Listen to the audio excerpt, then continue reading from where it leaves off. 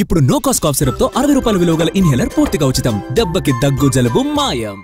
కేసీఆర్ కుటుంబానికి ప్రాజెక్టులు కనక వర్షాన్ని కురిపించాయని విమర్శించారు సీఎం రేవంత్ రెడ్డి. కేసీఆర్ హయాంలో ఖమ్మం జిల్లాకు న్యాయం జరగలేదని ముఖ్యమంత్రి అన్నారు.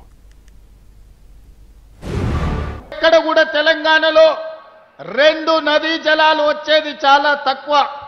ఒక పక్కన కృష్ణా నది జలాలు, రెండో పక్కన గోదావరి జలాలతో ఖమ్మము బీళ్లు తడవాలి, ఖమ్మం జిల్లాలో పంటలు పండాలి, సిరులు కురవాలి అని, మీ ప్రాంత ప్రాజెక్టులను పూర్తి చేయాలి అని మన ప్రభుత్వం నిర్ణయం తీసుకున్నది.